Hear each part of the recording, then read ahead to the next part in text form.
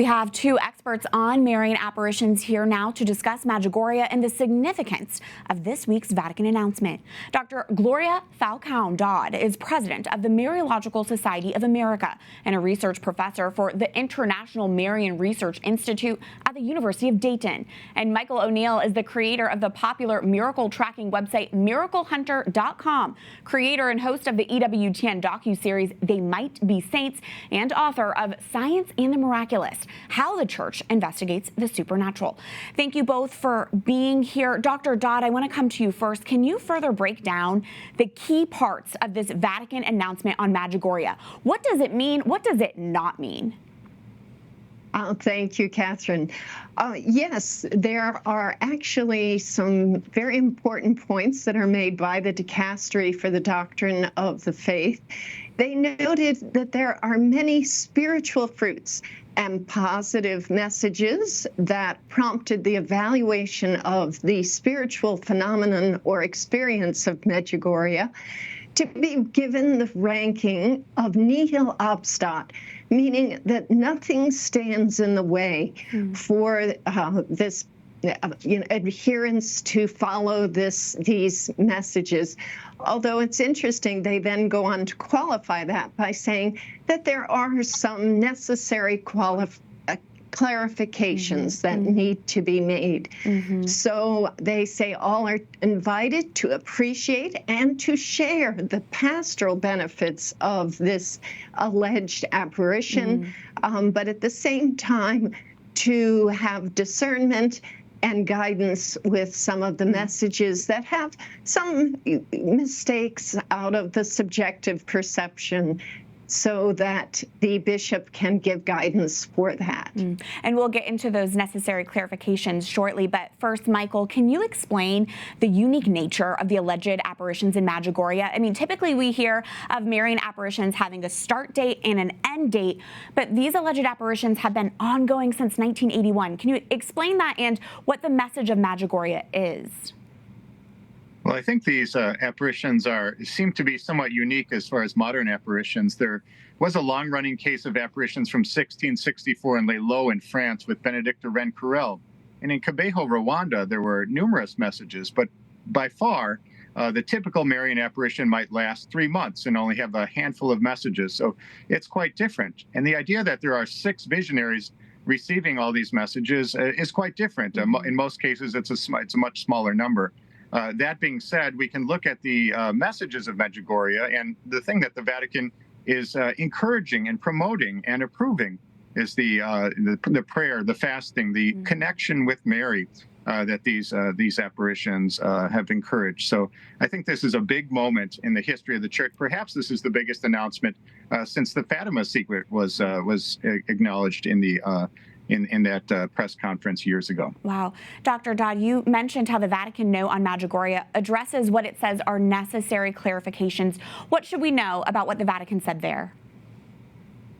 Well, actually, sections 27 to 37 of the document identified 6 possible confusion points. And so they addressed that reprimands or threats that Our Lady will stop appearing are to be, if her messages are not heeded, are to be understood in the sense of an urgent call to conversion. Also, alleged messages for the parish are to be understood as expressions of the visionaries' intense love for their parish community, and that they are subject to the pastor's guidance. The relentless insistence on listening to the messages they describe as being prompted from the love and generous fervor of the alleged missionaries who, with goodwill, feared that the Blessed Mother's calls for conversion and peace would be ignored. And also misleading statements, such as the date of Our Lady's birthday on August 5th, and the instruction not to work for 3 days prior to that are simply to be ignored. Thank you for providing that context. Michael, were you surprised by the Vatican's cautious green light of Medjugorje? And can you put it into context of Pope Francis's previous comments on the apparitions and how it stems from the Vatican's new document on alleged supernatural phenomena?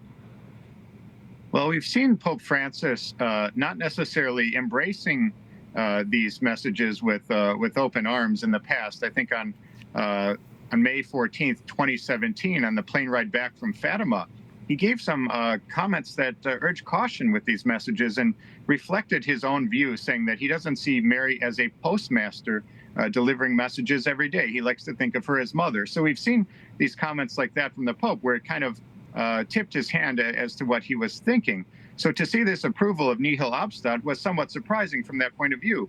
Mm-hmm. However, when you consider this May 17th new norms for discerning alleged private revelation that has come out, the highest level of approval is nihil obstat, meaning nothing obstructs. And so there wasn't even the possibility that Pope Francis and the DDF could go forward with an approval of supernaturality. And in the question and answer section of the press conference, somebody asked the question, is it possible that in the future, Pope Francis could, in fact, approve this as supernatural? And the answer from Cardinal Fernandez was definitely not. The nihil obstat is sufficient. So we can't expect to see anything further coming forward from Rome on this. Dr. Dodd, the alleged visionaries say that Our Lady appears to them identifying as Queen of Peace. How significant is that title, and what did the Vatican have to say about that title of Our Lady? Well, the document notes that Queen of Peace is the most original title that Our Lady is allegedly describing herself as. And they described it as a very positive understanding of peace. It's not just the absence of war, but rather a peace with God, with your neighbor, with your community, a peace that is shown forth in good works and love for others. So they were very positive about this promotion of the title of Our Lady as Queen of Peace.